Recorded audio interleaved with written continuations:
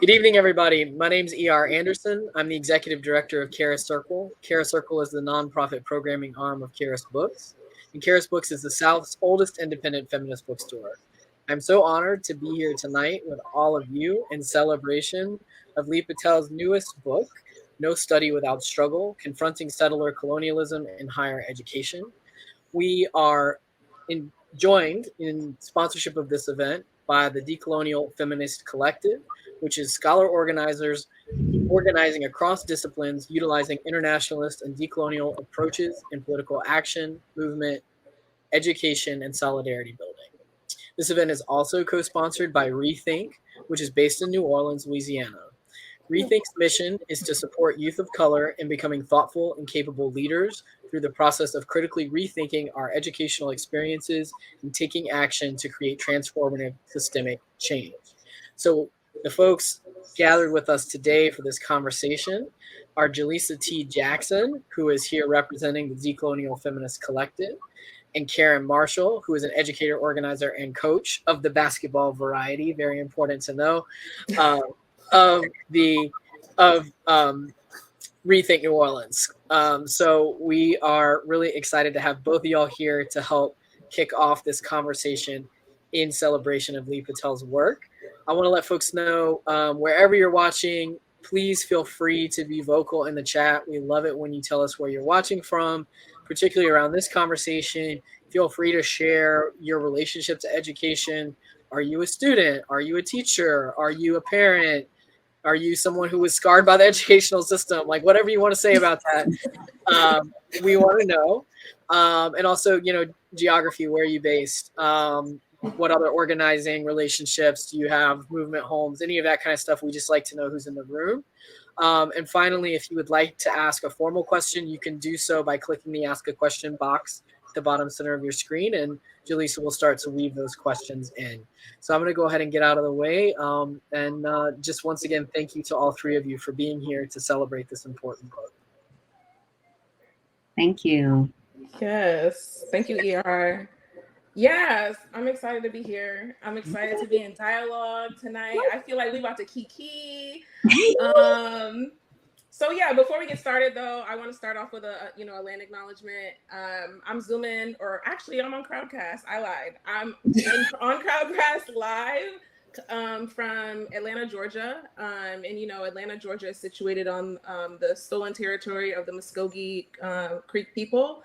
Descendants of mound builders, the Muskogee people were expelled from their ancestral lands, which include the areas now known as Alabama, Georgia, Florida, and South Carolina. Before the United States government stole their homelands, they lived in autonomous towns that together formed a multi-part union known as the Muskogee Creek Confederacy.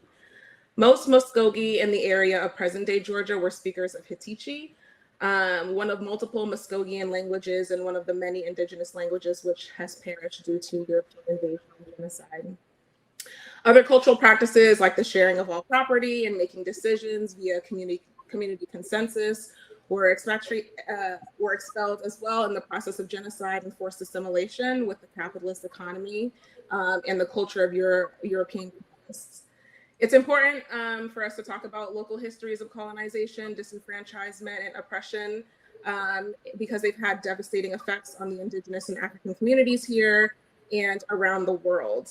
I also just want to recognize that these southern lands, stolen Africans revolted in cultivated communities such as the Africans at Eagle Landing, who drowned ship crews and chose the water over capitalist exploitation. The knowledges and experiences of the people of these nations are connected to the land and are dynamically present in this space today.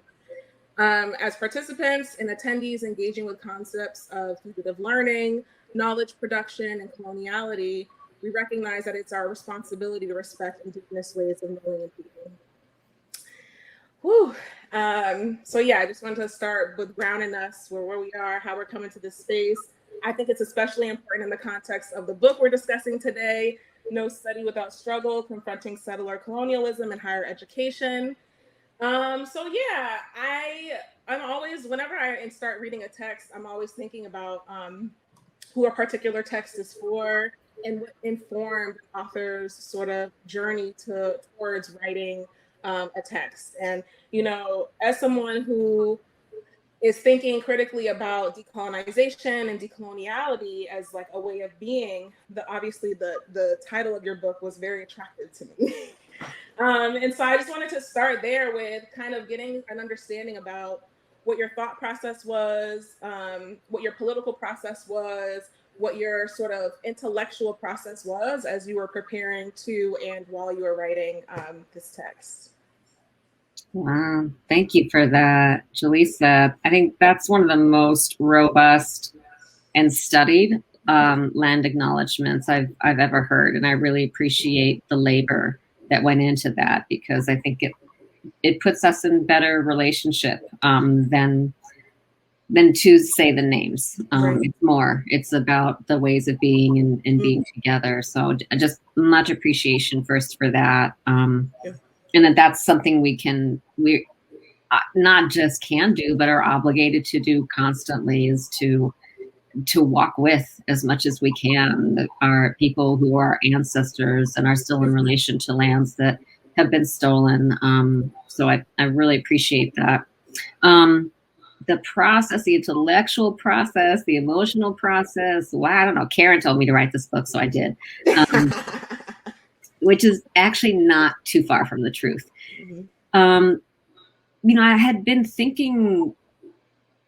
been thinking a lot about higher education and, you know, studying things that I could get my hands on, like Craig Stephen Wilder's book, Ebony and Ivy, which gives us such a beautiful, detailed history of the role of enslaved labor in building the nations, the US's Ivy League schools. And I think over the past few years, or I would say even 10 years more, there were certain limitations that I saw to racism being able to explain the varied and intertwined oppressions that happen in places of higher education, through higher education, what happens to people who happen to live next door to a thing of higher education. That shadow keeps getting bigger and bigger and bigger, to loop in some DeVarian Baldwin's work. So I just tend to write about what's right in front of me. And that felt very much right in front of me. And I've had the fortune of, I'm coming to you live from my mother's house, which is a delight. And my mother raised me well, I think. But I've also been raised as an adult in some spaces where power is not so horizontal. Because in higher education, I think only the Catholic Church and the military rival how strict of a hierarchy it is. And I've been able to be in spaces where I have been able to be part of power that is quiet and does not seek the spotlight. I'm, you know, particularly thinking about Bob Moses at this moment, and have been able to be and experience spaces that are about collective well-being, and how hard that work is as well. So just feeling a need to really put down into paper, put down into different formats and conversation, in paper, in the book, how much study has always been a part of freedom struggles, always. So the first strike that happened on these lands that we call the United States was organized by enslaved peoples. There's no way that study wasn't a part of that. So that's kind of what led me to it. I think I would say had been my intellectual process. And people were nice enough to talk to me about things. People were nice enough to sit down with me and talk to me about their experiences as cultural workers trying to really flip the dominant culture on its side and on its head, and how that centuries long work. So I was just fortunate to be able to listen and learn from lots of people as well. Yeah. I'm wondering about, like, when you mentioned talking about like how much study has been a part of like freedom struggle, if like for us, you can tease out a little bit. I mean, the book actually, you you actually take us through different stages in history of like study and struggle. And I'm wondering if you can kind of delineate or like talk about like within the context of higher education, in some ways like the co-optation of study that like has like capitalist like ends that actually you talk about sort of furthers the goals of settler colonialism versus the kind of study that actually like moves us towards and closer towards freedom. Yeah, there's a thing that happens in higher education, and again, Harney and Moten write about this much more beautifully than I get close to. But they write about the need, like the higher education really needs critical scholars for a specific thing, just to be that critical scholar who is has a critique of the institution, and then that really becomes their professional role.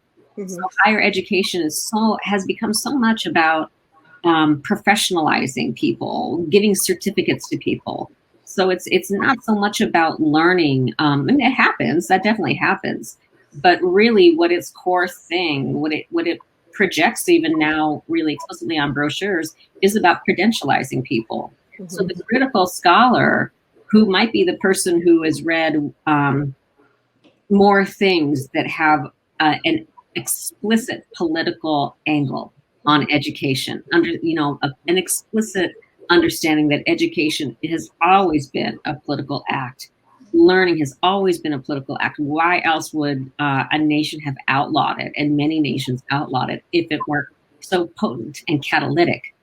But Harney and Moten remind readers that universities absolutely need critical scholars to be saying this stuff just within the classroom, and for it not to go any further, because that's when social transformation might kick in. So being in contact with political education doesn't necessarily mean a praxis of political education. And I think that's, Karen, I appreciate that question so much, because there's a seduction of having read lots of things and, and also other people, anything that I wrote, other people have read about better. So like Ruthie Wilson Gilmore talks about how reading is not, like, this is a muscle that we exercise. Right. It's not a card to wave around and be like, I read all the Marxist things, so ask me all the Marxist things. Or I've read so much Marxism that I'm going to go to Black Marxism. That's how much I know. That's not what it's building muscles to create worlds in which people can live, in which life can flourish, actually. Yeah, word. Thank you for that. Excuse me. I wanted to talk a little bit about why you chose settler colonialism, and you talk a little bit about this in the book, right?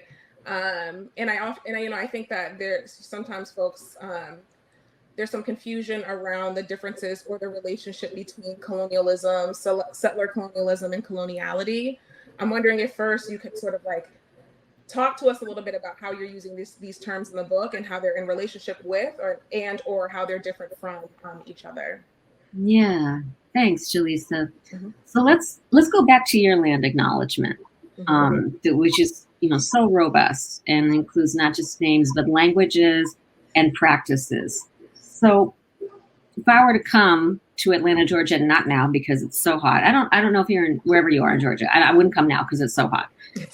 Then I would just pass out, which Karen knows. Would I see any traces of what you told us about? What would I see that would indicate that history and that presence? You would possibly see some river names that were familiar, right? Like some of these, this is the Cherokee or the Chattahoochee River, or, things of that nature. But outside of these sort of particular sites, you wouldn't see any sort of remnants or any sort of, maybe some mascots here and there. Yeah, for sure. Yeah. So that's I think that's one of the things to keep in mind with settler colonialism, is that erasure is essential for occupation. It gets much harder to claim a land that you've arrived to and decided I like it here. Now this belongs to me. It gets much harder to claim that if you don't erase, if you don't constantly try to erase the people and their practices and really the relationships that they have. And I think that's something that I'd like to contour and sketch out a bit more, is that it's these relationships with people, with living things. It's the relationship of knowing, and Braiding Sweetgrass is such a beautiful, beautiful book to learn this, to understand that sweetgrass. And in that book, one of the things that I learned from that book, and I think others have learned from that book, is that sweetgrass is in relationship to human beings and actually it doesn't thrive as well as a plant if it's not being cultivated in certain ways, not over cultivated and not under cultivated. So that's a relationship that it's dependent on each other and they're intertwined. So with settler colonialism, it's a different than, like, say, the colonialism that the British wreaked upon India, where they built trains in order to extract. And settler colonialism is a form of colonialism where people come and claim that land as their own. So they've already severed relationships that are between peoples and people to land, and land as a life form. So life is no longer a relative.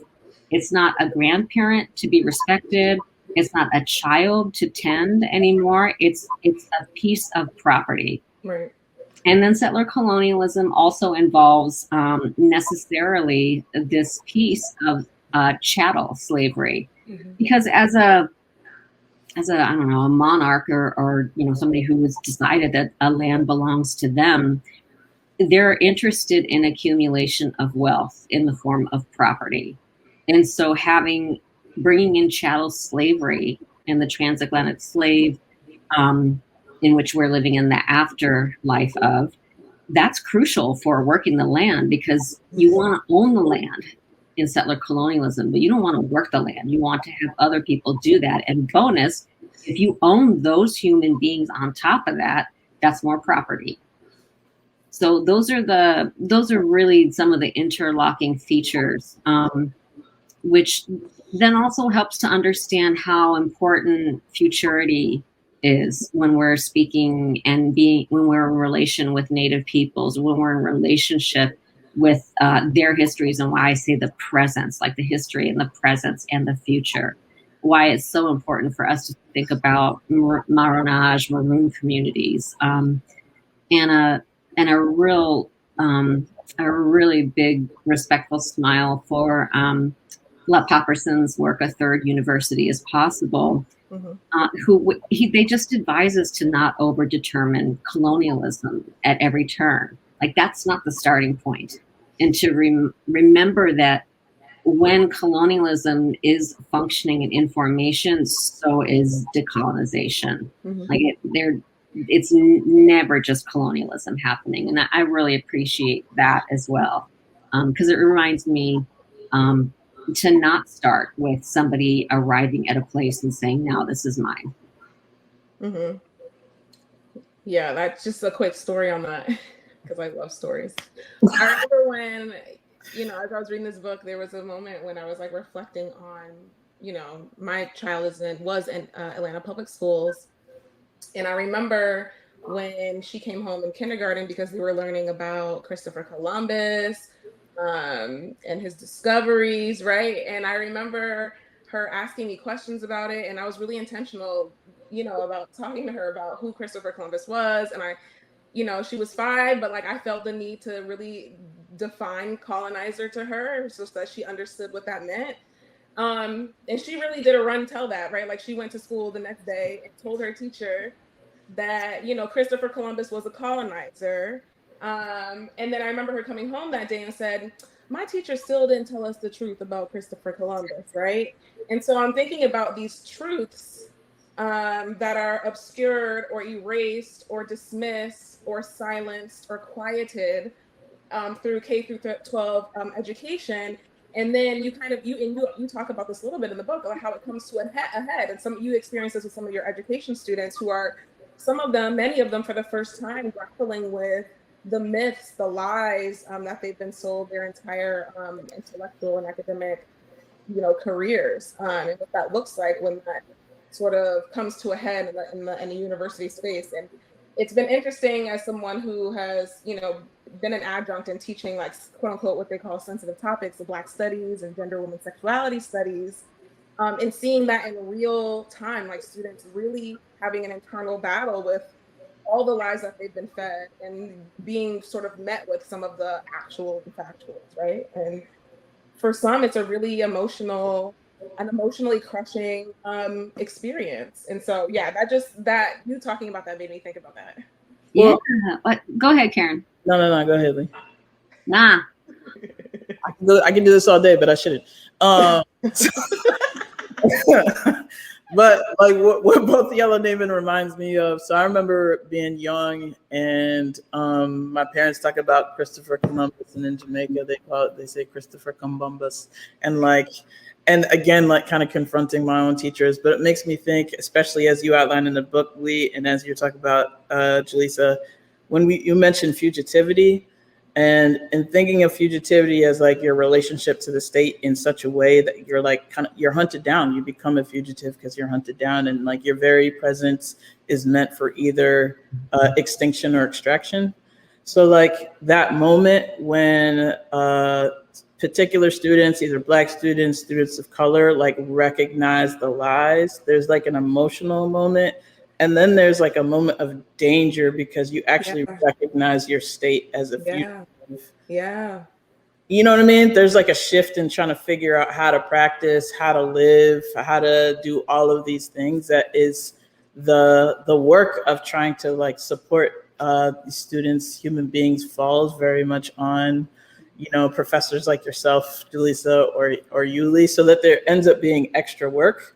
Mm-hmm. But I'm just also wondering about that, like, moment of realizing like, oh, I'm a fugitive. For some people it happens when they're 5, you know what I mean, right? And I remember elementary school, I could tell many stories. For some folks it happens when they're freshmen in college and they're like, what?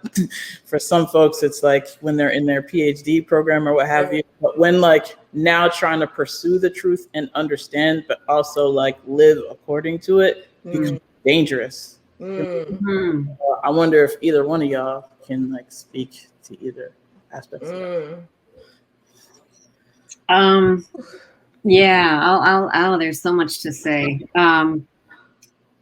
So Darell Moore writes so beautifully in his memoir. He writes so beautifully about these lies that we love, and lies that tell us horrible things about ourselves. So I hate the word ethnic. I have always hated the word ethnic. I remember being really young, like whatever, like in my early 20s, and somebody asking me if I liked ethnic food, and I'm like, isn't all food ethnic to some? Like, I don't get that at all.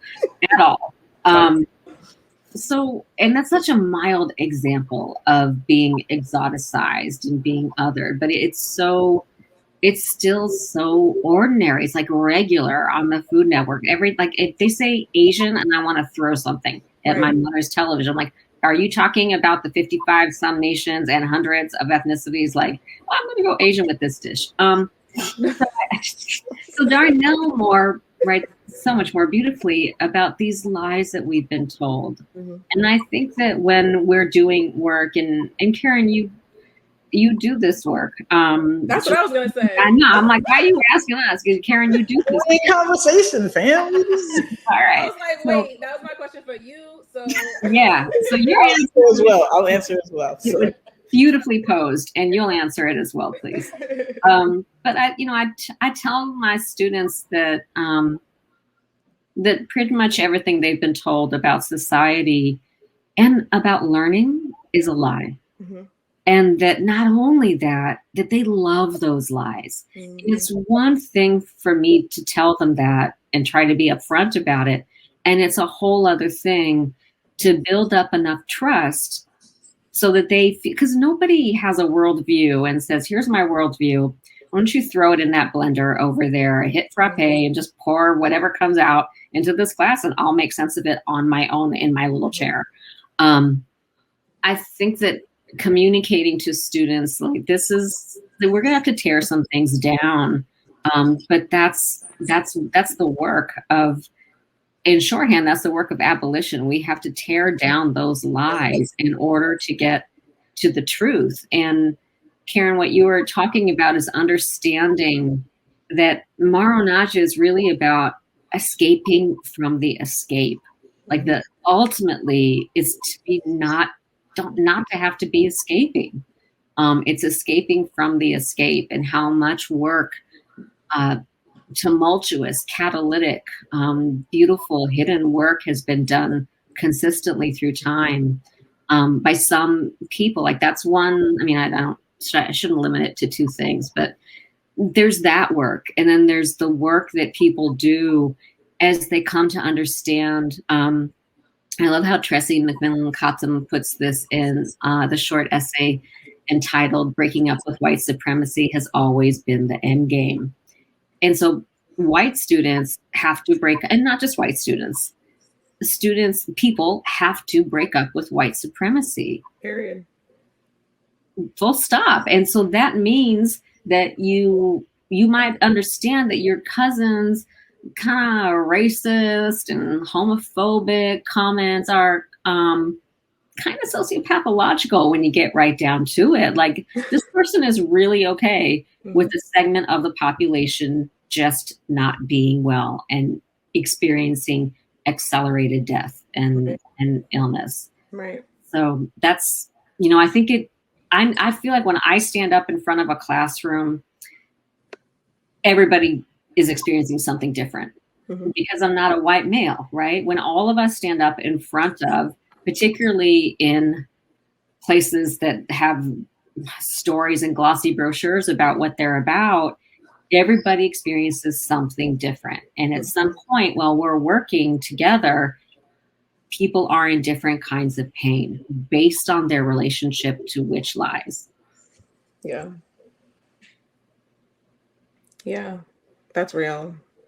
And I think when I think about fugitive learning as well, like Karen, you were talking about, you can think of stories when you were 5. And I'm like, yeah, that's when I feel I vividly remember the sort of fugitive education space my mom cultivated in our apartment living room, right? When I came home and said, somebody called me an N-word on the school bus.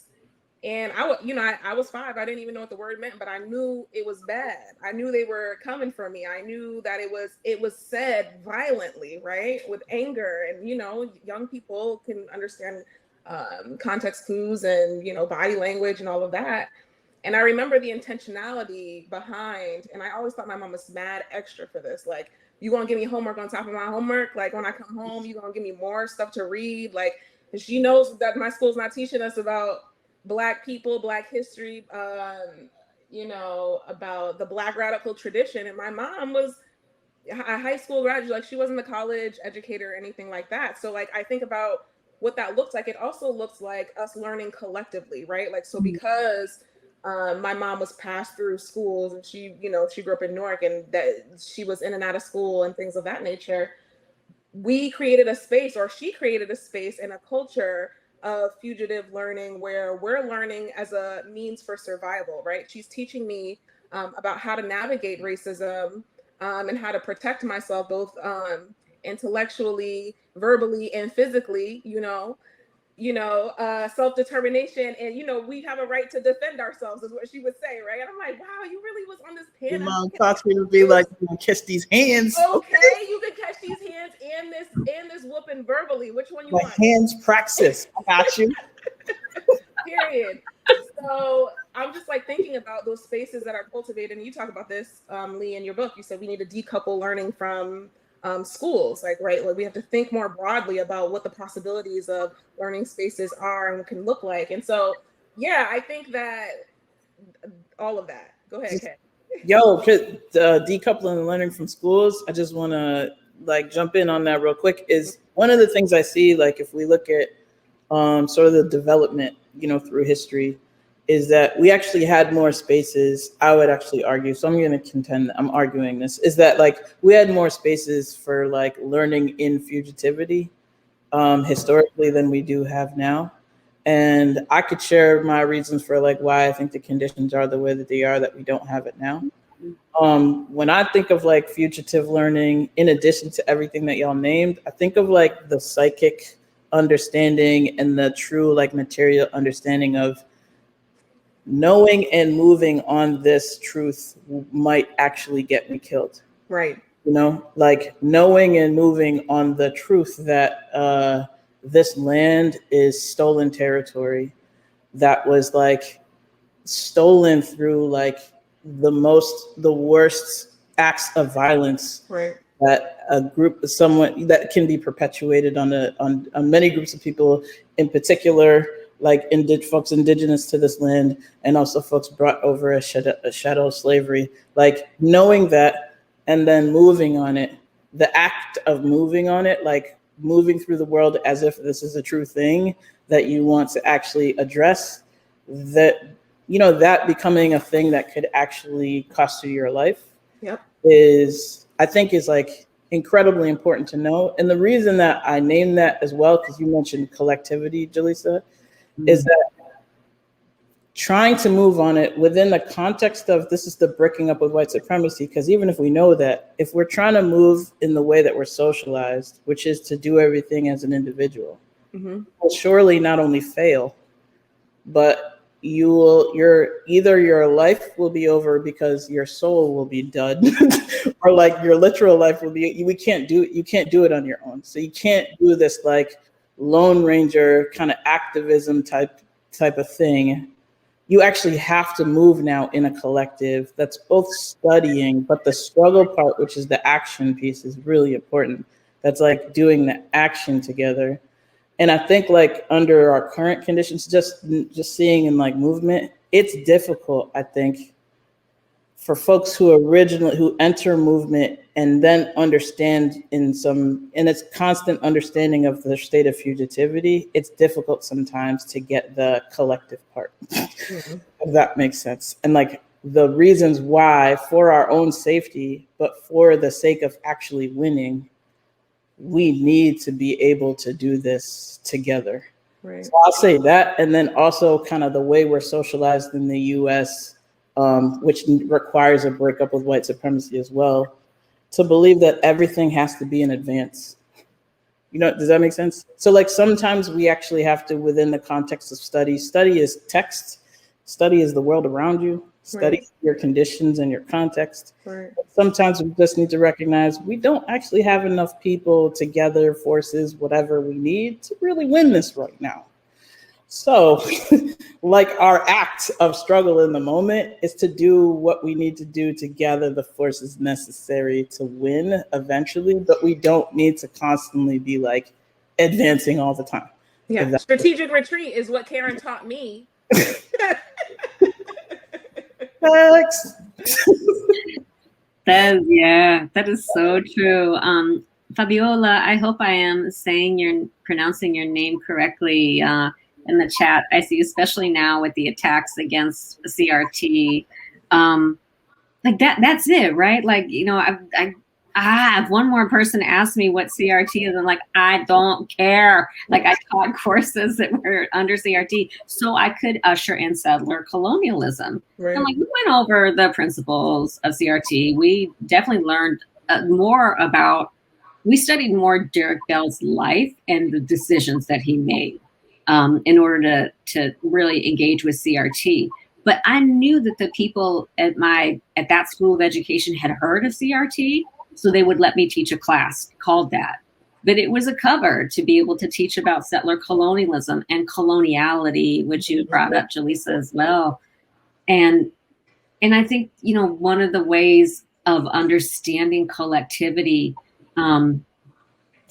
is rupturing this idea of linearity. And that linearity is so crucial to this imaginary of the United States and of all settler colonies. It paints all of them paint a picture of taming the savage and taming the land. All of them do this. And and then they punish people severely for tearing, peeling back the layer of that, peeling back the lie of that, like just educating people about who Anacaona was, and Anacaona's refusal of Christopher Columbus's raping ways is will unsettle a great deal.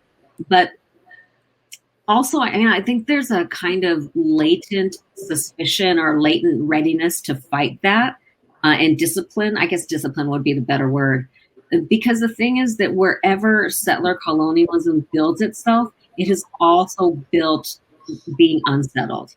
Like it's the fort, and it's always going to be unsettled. It's always going to have sedition going on. It's always going to have people push back against it. So it creates that by its very nature. And just circling back to the attacks on CRT and connecting back to the long game. So this is a long game. If we're talking anything close to freedom, which is really what we should be talking about and thinking about, and actually trying to be with each other. Like, how are we with ourselves? How are we with each other? Then, yeah, it matters that there's dozens of legislation against CRT.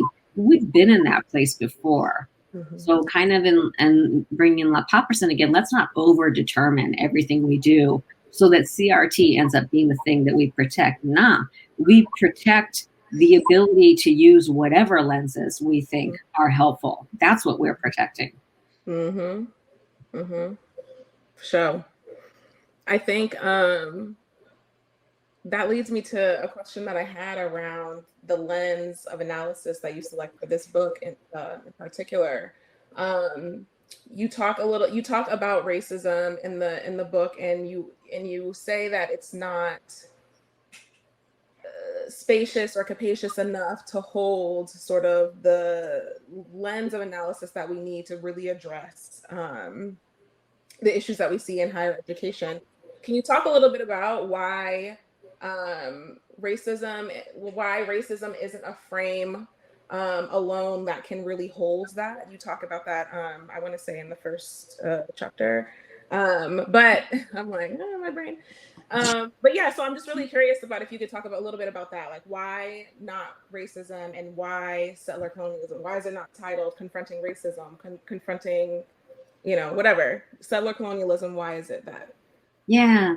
Can I also tell you like a big regret I have about the book? Because somebody asked me a question like, what would you do differently? Because, I think if you finish something big and you don't want to redo more than half of it, that's a win right there. I was like, all right, I'm good with like 50% of it. Solid. I feel like I would probably be that person, like, yeah, because as soon as I let go of it, I'm like, oh, no. So I use this term that has been used more and more frequently, BIPOC.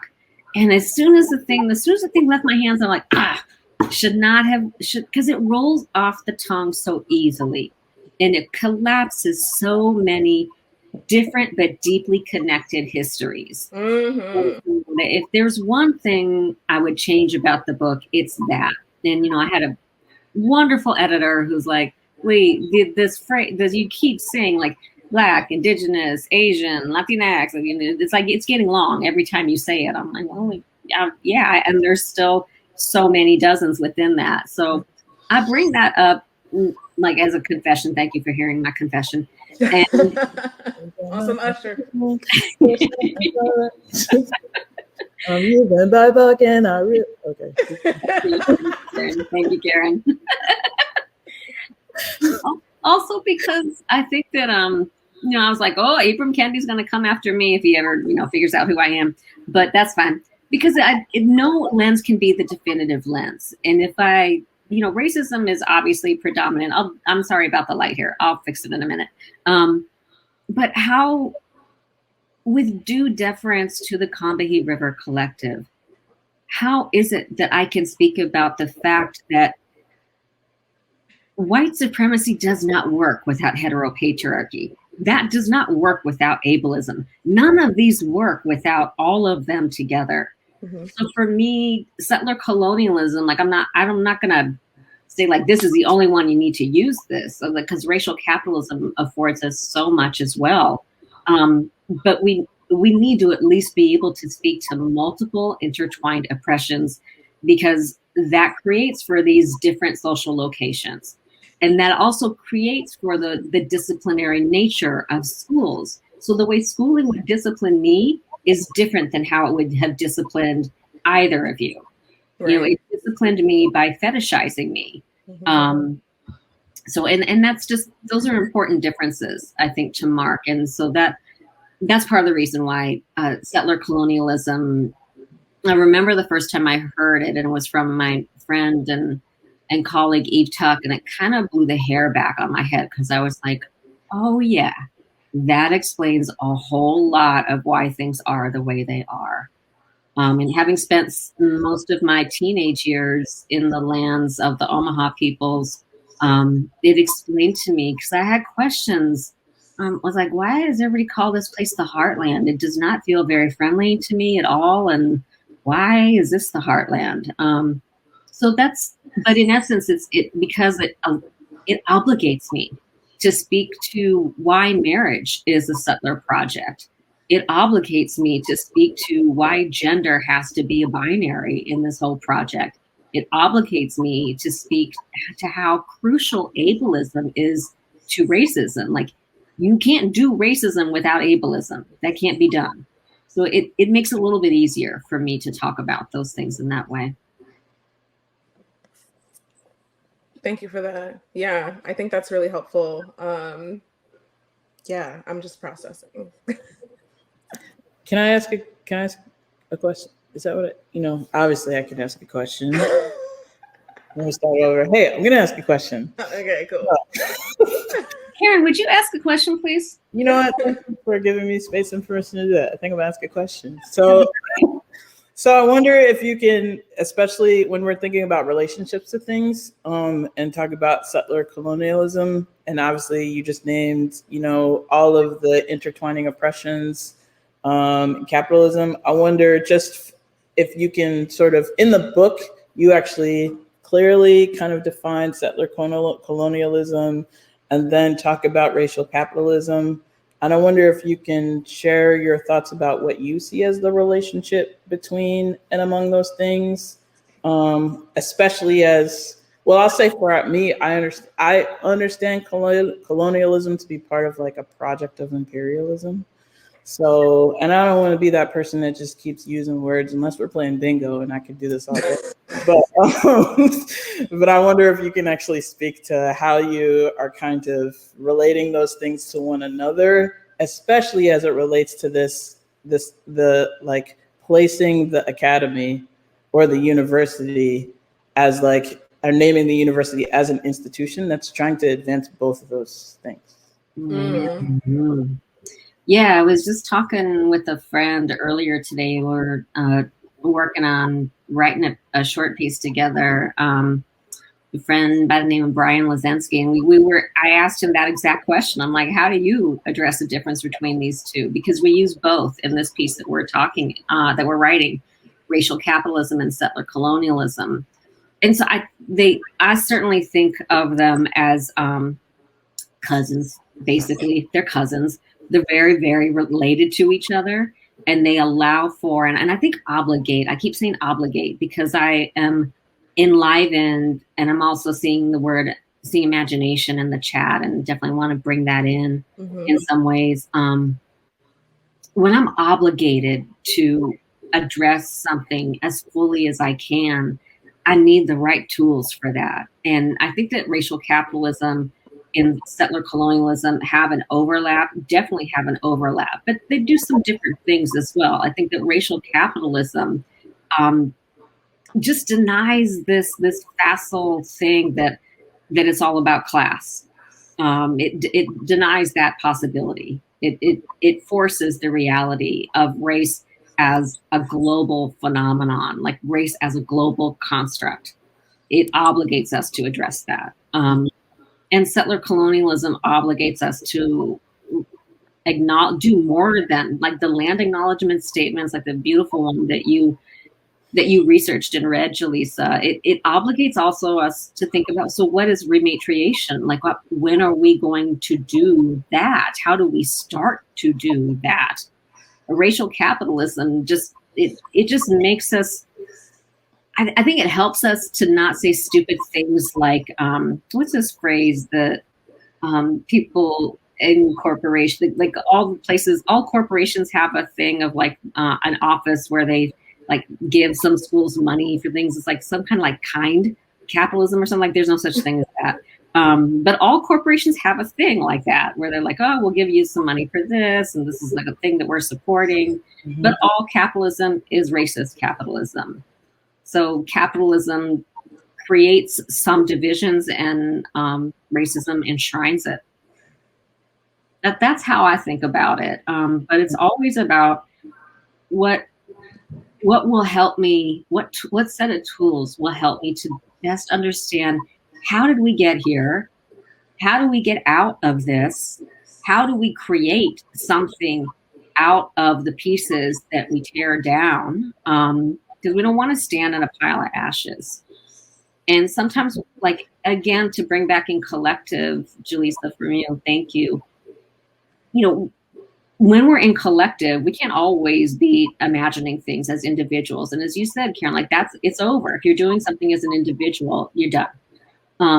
And so we don't always have the imagination, but what I cannot countenance is when somebody dampens another person's imagination. Like, I cannot countenance that. Like, if you can't think of and imagine another way of being at this moment, that's fine. Maybe you're tired, you can't do it, it's just not in you.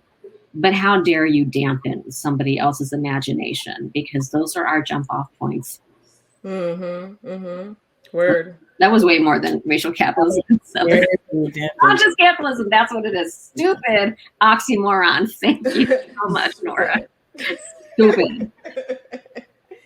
Yeah, I think the imagination piece is really interesting. And that's something that I've been exploring a lot more recently.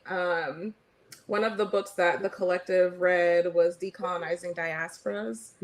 And there's a chapter in that book on reparations. And, there's sort of like I'm reading this chapter alongside this sort of national conversation around, like the state of California creating this like commission to think critically about the impacts of slavery and like how they might address it through reparations. And Georgia is also had some legislation introduced that is considering creating a commission to do research on how slavery has over generations impacted Georgians and what the responsibility of the state of Georgia is, which I think is interesting. But in this book, Yomara takes it a step further when she talks about not only does there need to be a conversation around like reparations, like a financial conversation, but there's also the reparations of the imagination. I think that's kind of like what you're getting at, Leigh. What does it look like to return to ways of knowing that are very much sometimes pathologized in higher education settings?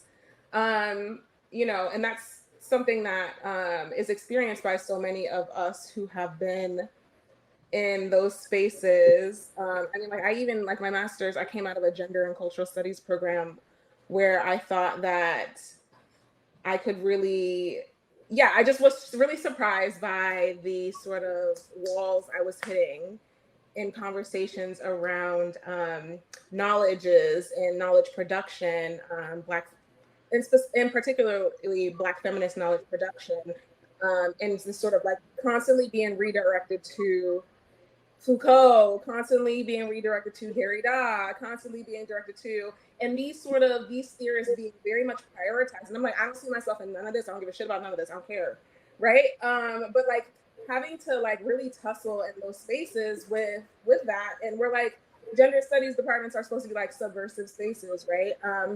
So when I think about settler colonialism in higher education, I'm thinking about how these institutions are oftentimes re-articulating some of the very practices that we're studying sometimes. And so I just think that is something that I was thinking about as I was moving through your text. And I was also thinking about the way that the gift economy, you call it, and sort of like functioned in my experiences there. So in the book, you talk about the gift economy. Can you give us a little bit, just for the folks who haven't had an opportunity to read it yet? If you haven't, go ahead and read it. But can you just give us a little bit more? Can you talk a little bit about what the gift economy is and how it functions in a way that sort of maintains systemic oppression in higher education?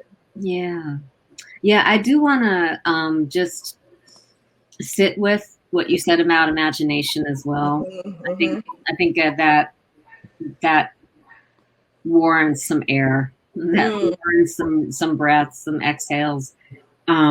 And this, I think that's exactly what I mean by how dare we damp down somebody's imagination. Not everything needs to go through Foucault or Bourdieu to be sociological. Right. Not everything, I mean, I would argue maybe everything should go through Du Bois, but also we need to look at, we need to understand the lives of people and the conditions in which they were creating knowledge systems.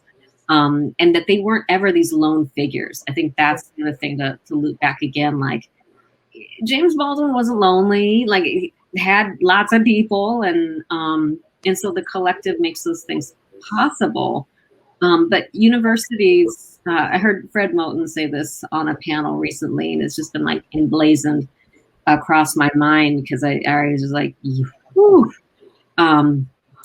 Because the whole panel was addressing abolition and cops off campus and addressing the need not to conflate this as the same thing. That abolition is not simply cops off campus. Right. And Fred Moten said, actually, the people who do the most policing on college campuses are the faculty. Okay. So this policing of imagination, this policing of where and who you can cite, is powerful, and that happens so much in higher education. I see that hurting so many students, and then seeing so many people who might be in faculty positions deputize themselves and not feel icky about deputizing themselves. And that's all about the dampening of that imagination. And as a person, I love learning. My nerd waters run really, really deep. And so it offends me personally and professionally, and offends my soul when people police learning. But usually what they're policing is what's been ordained as the source. They're policing that knowledge for domination. So this is the knowledge you need to be drawing from. Mm-hmm. And then just a rough segue, everybody take a breath. I'm going to segue now to gift and creditor and gift. So many people are put in the position of thinking that they should be in debt to places of learning. So that runs from, like, students are told all the time, especially students who receive any kind of scholarship or any kind of financial assistance. I was having a conversation with a person that I'm very fond of, and that person is heading into their last year, going to work on their dissertation. And this person said, I don't want to come off as ungrateful. I'm like, don't ever be grateful for not having to go into debt. Don't do that. Like the university benefits from you teaching them about what you taught them. And so don't fall into that. Don't fall in like, I need to be grateful for any little crumb that's been thrown at me. Like, know that that's been stolen from your people, and understand that crumb is not something that you need to do a benediction for. Yep. People are put into monetary debt. They've been put into debt in terms of just who will work with them. This is bananas. This happens all the time too. Like, these are just human beings. And then faculty, adjunct faculty, people who have tenure track lines also fall into this hustle of like, well, I'm just gonna, once I get tenure, I can say whatever I want. Yep. Like, you for 7 years didn't say what you thought. You no longer know what you think. Period.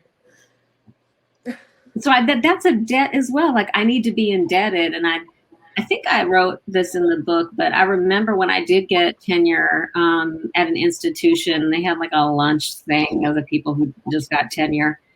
And I was told the university just made $1 million commitment to you. And I was just rattled by that. I wanted, there should have been like a Lee-shaped hole in the wall. I was just so like, whoop, bye, no. Because I was like, how do you monetize that? Like, that's racial capitalism. It will monetize and commodify everything, and it will take every opportunity to convince everybody that they are in debt. And actually the goal is for them to be a creditor. And that's a world without imagination. Also, I wonder about this, like thinking about debt in that way and thinking about the gift economy in such a way that, like, you know, you already mentioned it, Leigh and Jaleesa, but it's actually reproducing the same kind of power dynamics, sort of training you, especially if you are raced in such a way that, like, you exist as like the working class, everything's extracted from you, that like what it like trains you to do is like to think of everything as like something that's being as like extra, as like benevolent, right? And then like in these systems of kind of like that advanced this sort of racial capitalism and settler colonialism, you're tricked into believing that folks were going to give you something that they were never going to give it. Like, I think within the academy, but also in like the kind of like nonprofit space, or in any space where folks who are traditionally supposed to take the role of being like extracted from, like there's this like dance that folks do of like trying to convince you that they were going to give you something that they were never going to give you in the first place. So they're always threatening to take away something that they were never planning to like give, and they never had the power to give. So like, trying to threaten to take away freedom, like, or you don't have the power to offer that to me in the first place. Folks threaten to take away my ability to learn. You didn't have the power to offer that to me in the first place. This is a space where people tend to study, and I paid my dues. Like, you know what I'm saying? Like, I earned this. You didn't give this to me. You know what I mean? But I think it's like, it's part of the way that we're socialized to actually be scared. It's a tenuous, it's all that sense of precarity. Like, somebody's always going to take away something, threatening to take away things that they were never going to give us in the first place. Like, to your point, Leigh, I just think of like, you know, we do one thing, step out of place. You're not going to get tenure, step out of place. You might not graduate, step out of place. And I just think like, man, you wasn't going to try to let me graduate in the first place. I knew that. Period. I already planned for this. So like, why are we playing games? I already understand how you see me, how you code me. You know what I mean? Why I'm even here. I know that I'm here based on the work that I've been able to do. But I know you see me as here as somebody who can advance like the PR machine, the agenda of the school. And that leads me to a question for both of y'all, especially as like, you know, folks who actually practice liberatory education both inside and outside of the academy. And when you think about like, what was it? Like sort of like protecting imaginations and also creating spaces where folks can decolonize their own imaginations. So like, what are some of the techniques, tactics that you use to be able to sometimes, you know, knowing that you're in a state of fugitivity, to say sometimes like, this is what externally folks think I'm doing, but I'm about to close this door over here and I'm gonna rock with my students in this way. Don't say all the secrets because, you know, we're being, you know, recorded. However, if you can share a little something for the viewing audience. For the viewing audience. For the viewing audience to understand, like there's times where we do have to close the door and be like, you know, this might not be totally on the syllabus on Tuesday unless you're using your special light lamp to see like what's written hidden between the lines. But this is what I got to do to help y'all both decolonize your imaginations, to create the space for that to happen, and also kind of like allow this kind of thing to flourish so that we can both imagine a different world and bring it about. Does that make sense?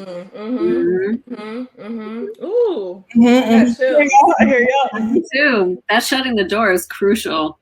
Child, let's close the door. I'm like, yo, okay, let me close the door. Every time I'm not talking until the door is closed. Okay. Yep, you know. I can be held anyway. I feel like one of the things that was mentioned in the book was vulnerability. And that's something that I carry with me in my sort of like approach to teaching and learning with my students. I think I enter the space and I'm very explicit about who I am. And I know, like, I've been in relationship with folks who are like, I don't tell my students I'm queer. I'm like, my students know I'm queer. You know, I am more like of a human being in front of the classroom than I am this sort of robot educator, right? And I also make space for my students to bring themselves in the room. And so that sort of vulnerability, the relationship building, the trust building, I try to do from jump, so that when I'm introducing topics or we're having discussions about things, particularly some of the myths and lies that they've been sold and told throughout their schooling, there is a level of trust that exists there for them to like give themselves permission to investigate this a little bit more, right? And I really love when this happens. Sometimes it happens actually in the classroom where you see the light bulb go off for your student, but then sometimes it's like them like pulling you to the side after class, or them coming back and being like, oh, I had this conversation. Remember how you said that you was wreaking havoc at the Thanksgiving table? Yes, that's me. I do that. And they're like, yeah, I tried that. Like I tried, you know? And so it's like, for me, it's like bringing my full self to the class and allowing space for my students to bring their lived experiences, their material realities. And I feel like I am able to make direct links to like some of these experiences. I mean, I'm teaching Black studies and I'm Black, and you know, it's like, and a lot of the students I take these classes are Black. So there's like this sort of like cultural, like this cultural knowing that exists. And I love when that happens as well. Where it's like, you know, I might not say something explicitly, but you know what I'm saying. You know what I'm saying? So I think there's also that, and that wasn't taught to me in my graduate program. Like I wasn't prepared to teach in that way. That's me really relying on like my relationship building skills and cultural knowledges to be able to bring people in and to build that trust and to sort of think of creative and different ways to move the learning process along. And that's between me and my students, because it's an exchange, right? It's not I'm not the knower and you're the learner. It's a both and. And I think them knowing that, also coming in, me naming that from jump, is also like, okay, like she's not some trying to come in here and tell us everything. Like, please ask me questions, question everything that I say. Like, please, like, bring in your own perspectives. I don't know everything. I know a couple things, but I don't know everything. So I think it's being with them. And you know, I feel like you do that too. Like you do that, Kay, at Rethink with the Rethinkers, like being with them. And I feel like the young people there feel comfortable with bringing their own like experience. I'm kind of I've trained them, right? Like I've been there to facilitate trainings for them, and so I've seen it with my own two eyes. Like the sort of vulnerability and the culture of trust and sort of like learning from and with is existing there, and I think that that's something that has to be built in intentionally. And the university doesn't promote that, right? And so. And you know, you'll see that your students will ride for you when shit happens. You know, when the stuff happened, when it happened, my students was riding for me, right? Like they were like, "No, you're not about to do X, Y, and Z." Like, the hands practice came up again. I see it. The hands. You practice. said what? The hands praxis came up again. You know, what we're not going to do is. This is how I teach too. When I close the door, this happens a lot at the front of the class. So. Yeah.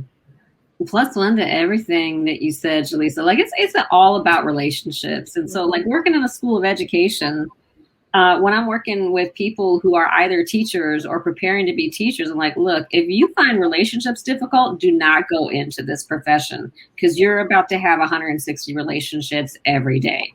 And that's, you need to really like and be fascinated by learning. And so that's where, you know, these deep nerd waters, like I love these discussions and what students bring, and how even just calling them students, like we are learning together, we are unlearning constantly to make room for learning. And I think that one of the things that, there's a couple things. One, like I always have a living syllabus. So because I haven't met the folks that I might teach in a semester. I don't know how a person plans out a semester's worth of reading without having met any of these people yet, or having met them in that particular space. Right. Because I'm not the same in certain spaces, because I gotta put my bubble up and put this on and just whatever I need to do in certain spaces. When I'm in meetings that I have no interest in, just pro tip for me, I would translate everything into Spanish just to practice my Spanish. Mm-hmm. And it works really well because I am engaged, but I'm not really thinking about, like how many times the word innovation has been said.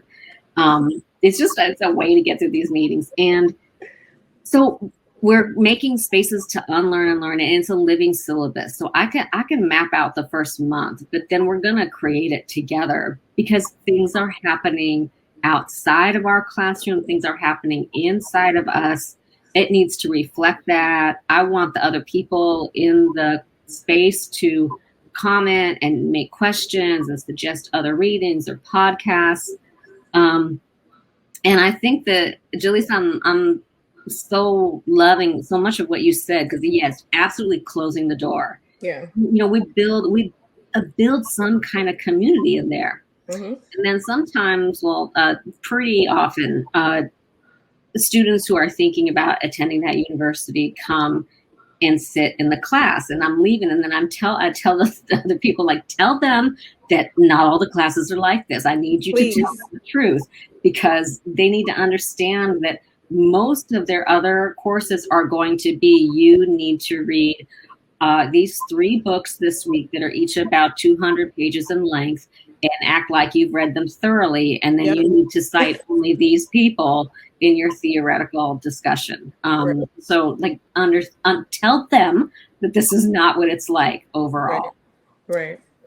I think when you mention, kind of telling them this and telling them the truth, the one thing I'll offer plus to everything both of y'all said is that what I add to that, what I try to do also is in the tradition of kind of the movement spaces that I've come up in, and then applying that into the more traditional education spaces. I'm more out of school time education, which is, one thing.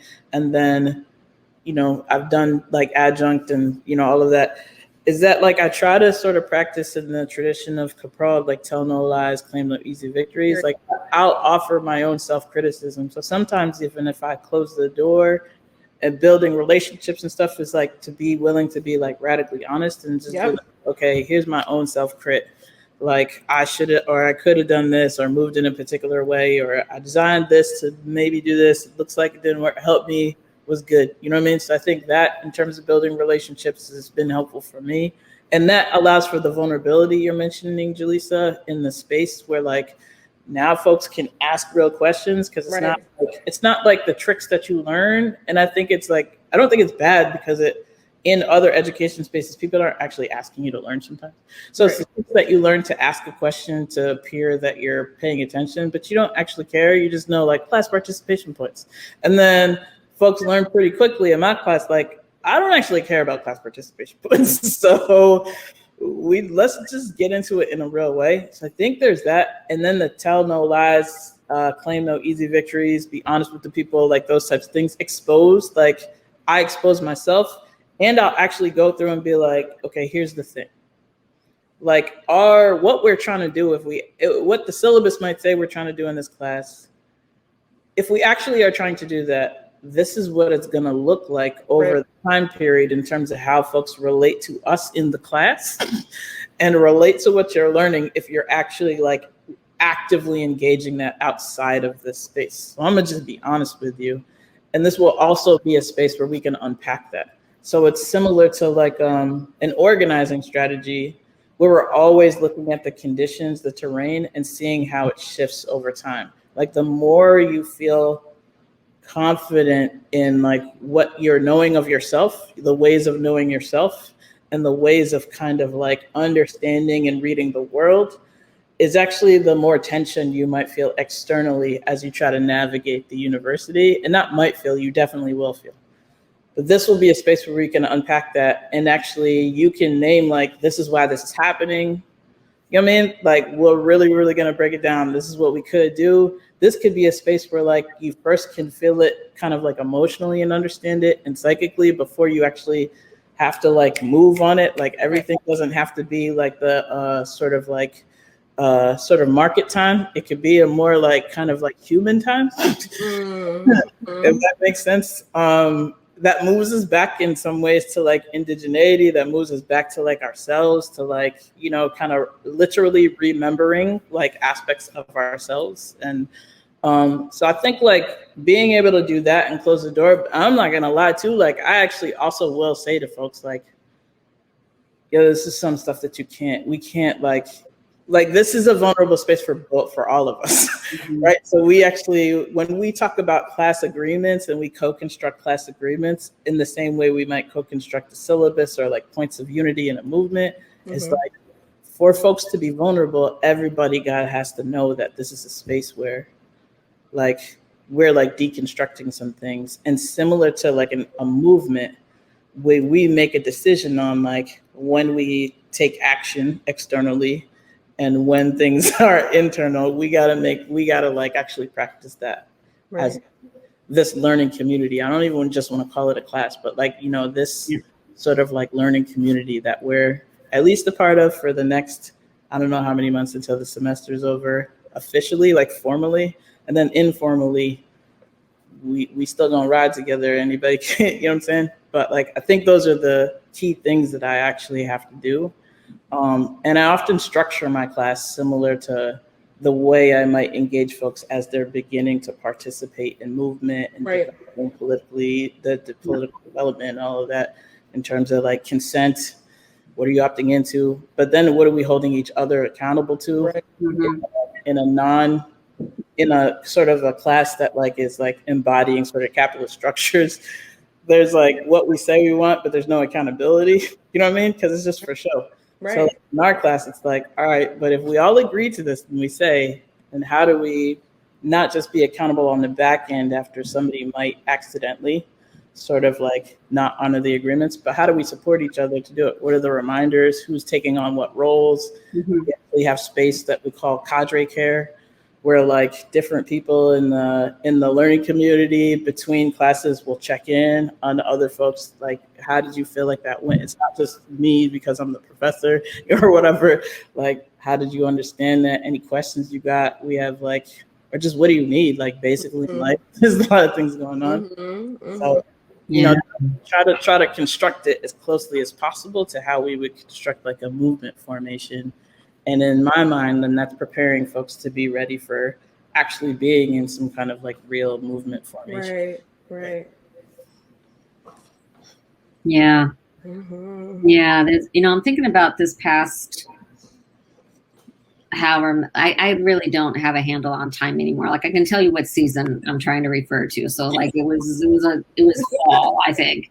I mean, it became winter. So, because that's how that usually goes. And, you know, being with students and asking them, like, how are you? Like, how are you? And this is a conversation that I just, there's a couple conversations that I'd like to roll into this story, and I'll try to keep it short. But just asking students, how are you? Like, I'm far more interested in how you are as a human being than your grade. I hope you are too. I really hope you're way more interested in how you're doing as a human being than in your grade, because it's a grade. And they really shouldn't even exist, like in the pandemic and before and after and all of this. And then coupling that, I was in a university meeting, and this committee was called the Basic Needs Committee. And they'd written I came into it a little bit late. They'd written a beautiful statement, and it said that, you know, one of the basic needs is that students should have housing. And I said, I would suggest that we adjust that people should have housing free from abuse. And there was another person in the meeting who said, Leigh, we can't say that. I'm like, well, why can't we say that? Because we can't guarantee it. I'm like, yeah, the world can't guarantee it, but that doesn't mean we don't say it. That doesn't mean we don't, because for every person who is sheltering in place with somebody who abuses them, every time they read something that does not acknowledge that, we are doing a disservice. And we are in the work of education, and we don't have the imagination and fortitude to say this is what is required for people to thrive. That's a collapse of that's just a collapse of ethics. But that kind of brings us back to so many of the things I'm seeing in the chat as well. Like, if everything is thought of as a transaction and everything is thought of like, what will the lawyers say? And then we're done. We're not doing any of the things that Karen, you were just talking about, and Jalisa, you're talking about, you know, in none of that possibility can foment, can flourish if we're always thinking about what will the lawyers say, right? And if we're thinking about what's the transaction here. Yeah, I mean, that doesn't sound imaginative, right? I think that that's real. That even extends beyond like the institution of higher ed. Like when we're in organizing spaces and we're thinking about demands to the state we're making, and we're thinking about like how to not piss off legislators that are supposed to be kind of aligned to us, but apparently we can piss them off enough for them to not vote in ways that secure basic human needs for our communities is real. I'm like always conflicted because I just like to say what I mean.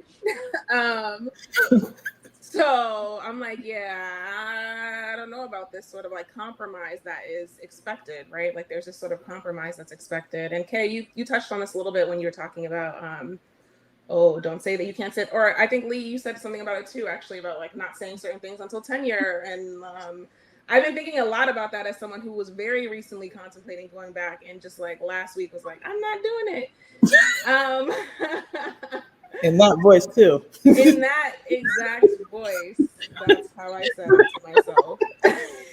And I'm just like, you know, this is going to get to a question, but I'm just like, I feel like, you know, I've been in academic spaces. I've definitely been disciplined in those spaces when I have tried to confront settler colonialism in higher education. Let me just say that. Right? Like when I like have actually embodied or operationalized some of the things, the theories that we're learning about and that I'm teaching in the classroom, and how the university like tries to discipline those of us who do that.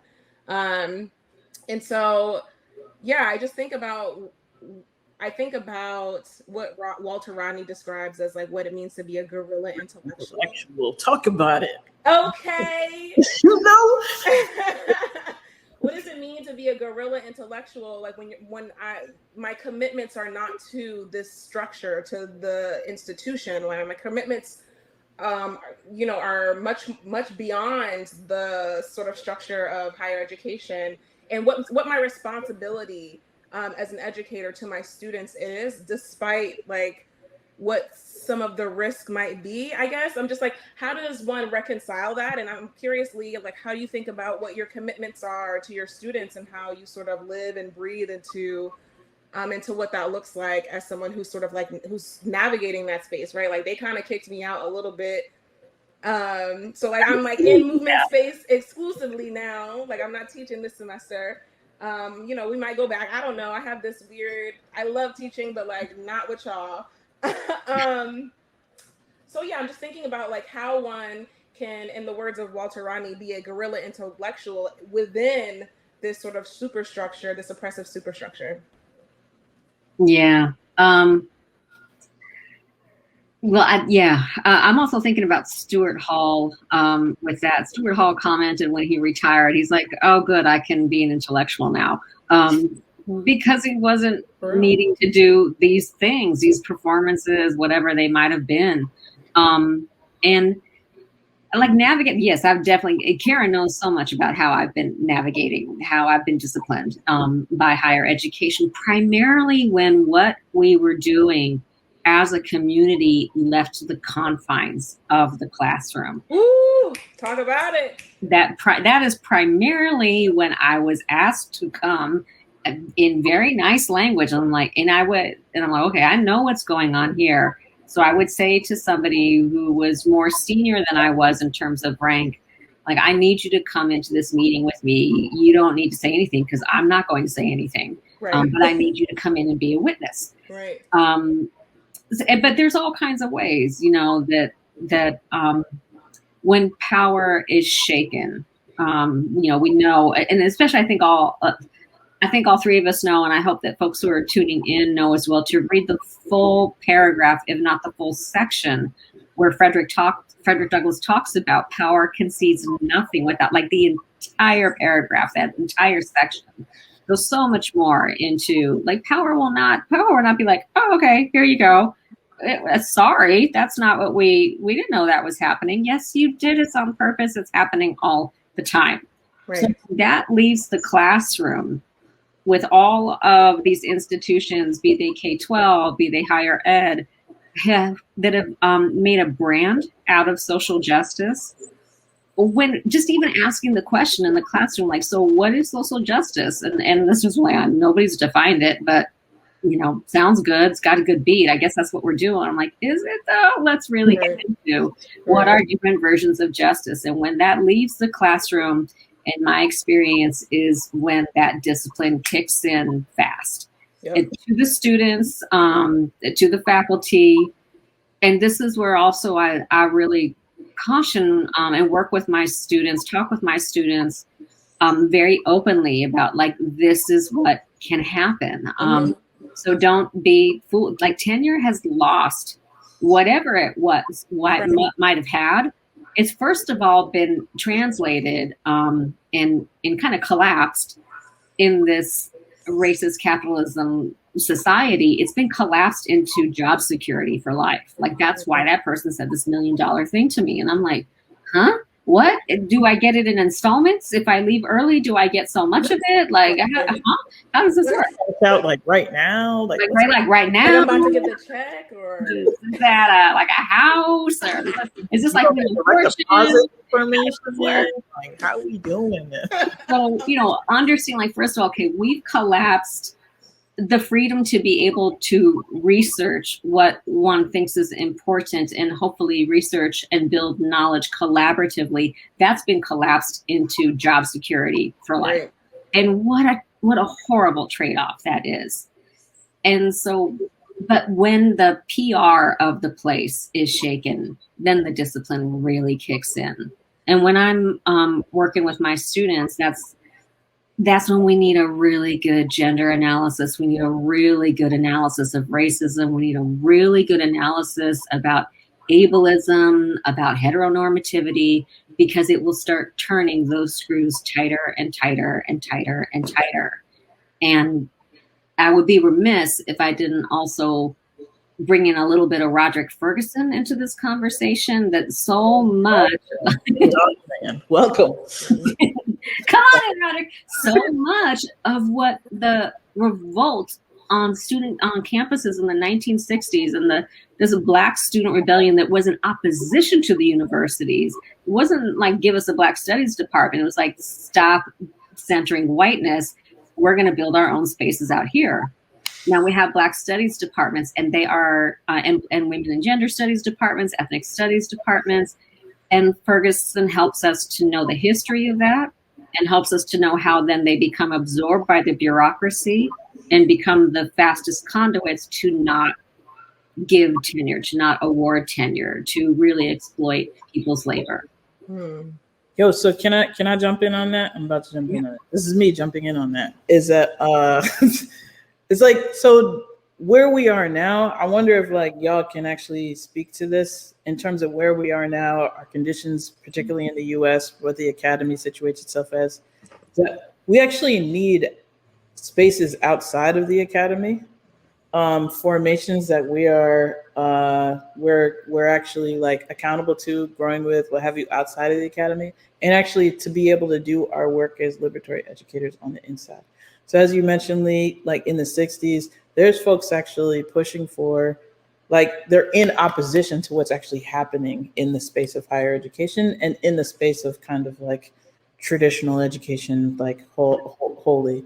So I'd say also within the space of like K through 12, what actually can work, like even what we fight for at Rethink, there are certain things that we'll be able to do, obviously, like we'll be able to push for within the context of education. We make demands. We want the education system in New Orleans to be more equitable, to like actually treat everybody as whole human beings. There's all of these things, right? And we still recognize the need for a space outside of that, because it still operates as part of this like settler, colonial, racist, capital, it operates within the context of that system where like institutions are supposed to reproduce, exist. Right. So as much as we move towards like the changing it, until we actually win what it is we're trying to win, liberation, these institutions will still operate inside of the system that exists. Sure. Right. Sure. So then I think like we need these spaces outside. We have less and less, fewer and fewer of these spaces, whether it's in the K through 12 space of like out of school time spaces that are doing this, not only political education work in terms of like, study, but like doing the political education in terms of like practice, through practice, developing theory, from that theory, engaging in more practice, whether you're a young person or an adult. And then in the academy, there's almost no spaces anymore, like formations that like a professor can be a part of, where they can say, where you can now confidently, not just because you're standing on your own values and morals, be like, I'm not going to do that, but you can actually confidently be like, here are the folks that I'm building with. Right. And in this space, like I'm actually never going at this kind of by myself.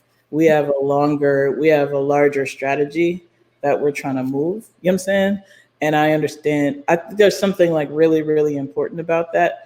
And the last thing I'll say in relation to that is like, it makes me think of, Leigh and I were talking about this book recently, Hammer and Hoe, D.G. Kelly, Hammer and Hoe, and how like Black folks in the South, part of the ways in which Black folks were able to actually confront white supremacy in the ways that they did over the course of like the freedom movement, is because of also international solidarity. Right. They actually knew like, here are the various folks in various countries that are coming to support us if something goes down. Like you think of the Scottsboro Boys case, and that was like something that was within the context of the United States, but also international support.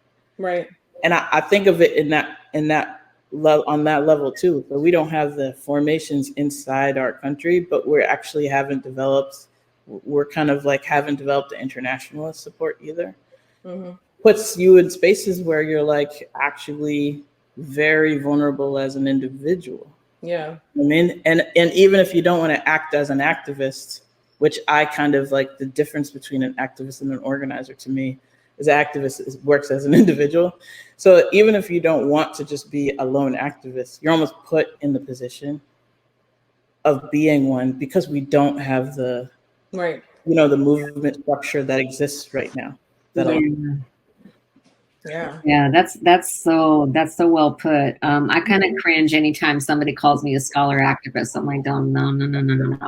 You can call me a nerd who reads and writes things, who likes to do that with others. But it's because an activist is like a lone person. And also there are people who are paid to be activists. That is their work in the world. And so I also don't like to infringe upon that. I'd like us let's get clear about what we mean by an activist. For sure. Yeah. Woo, child. I can really sit and talk to y'all all night, but all day. But it's 9:02. And so I just want to ask one more question, child. ER, I'm sorry, just one more, okay? So Leigh, what is next for you, right? Like what's coming up next? You got this Study and Struggle, No Study Without Struggle book out now. What is next on the horizons for you? Like what are you excited about? The NAP ministry. Shout out to Trisha. NAP ministry. Yes. It's really this. It's really being able to connect with people, to understand that there are always freedom struggles. I guess a good way for me to put it is that when we're at a loss of what to do in higher education, there's so much else that's going on for us to take a look at. So let's look at Strike MoMA and what are they doing and what are their principles. Let's look at how the Africa family in Philadelphia has still been active. Let's look at how they mobilized to get the remains back of 2 little Black girls who were killed in the bomb in 1985 of the move. Like, there's things happening all the time. So I think I'm in that place of like, let's get to know the struggle that's all around us. Let's get to know it. Let's find out about it. Let's learn from it. And so that we might do justice to what learning is. We might actually get more comfortable with learning instead of keeping at the top a certain knowledge frame. Right. That's just being with it still and getting out of the way. I think that's the other thing I would say that I try to do consistently is get out of the way. Right. Knowing your lane is just like a key. It's honestly, I wish more people practice know your lane theory. But being aware of that, and I think and moving in that, and kind of like really knowing like, okay, that this is my entry point, and this is where I sort of am situated in this larger liberatory project, I think is really important. And then what I hear y'all saying also sounds like join an organization. I think it's so important, Karen, you talking about learning spaces, fugitive learning spaces outside of the higher education. And that's like where my heart is. Like, I'm like with people, with real people in my neighborhood who want to like learn. And so I think that that's also just a little nugget that I feel like we need to carry with us, no matter how you're situated. Thinking about building those relationships where there's principle alignment, and that's how we get the work done. So yeah, I just want to say thank you both. Thank you so much. Your presence, this has been beautiful. I'm really grateful to have had the opportunity to just be in dialogue. Grateful that you said yes, Leigh, to coming and having this conversation. I feel honored. Such an honor. No, I'm so thrilled. Thank you so much.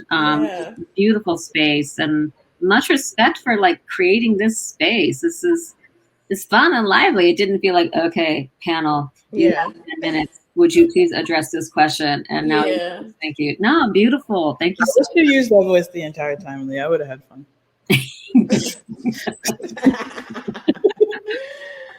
So yeah, thank you also for the participants for tuning in. If you haven't yet copped the book, Karis has it. Get a copy from Karis, you know what I'm saying? Support your Southern feminist bookstore. Yeah, right now. Don't hesitate. Just so you know, that's how feminist bookstores survive. People buy the books from the feminist bookstores. That's how they survive. Yes. It is indeed. So thank you all for plugging it so seamlessly. Just click that teal button. It will take you right to Leigh's book. The other way you can support Karis if you want is to support Karis Circle, our nonprofit. You can make a donation of any size to support our work, and that's what pays for this platform and for my labor, as well as Dartricia, our assistant director's labor. So if you would like to do that, we do appreciate that as well. And just, again, huge thank you to all three of you. Thank you to Jaleesa for organizing this and suggesting this. And thanks to everyone in the chat for being so thoughtful with your comments as well. So just to let folks know, I'll be adding captions to this and putting it up on our YouTube channel. So if there's anybody who would prefer or would need to watch this with captions, just let them know. That'll be forthcoming ASAP. But this rebroadcast will be available immediately on Crowdcast, so folks can also watch it here if there's folks who missed it. Immediately? Wow. So operation over there. Okay. Rewatch it. So I hope everybody stays safe and well, and until next time, thanks for being with us. All right. Peace. Thank you so much.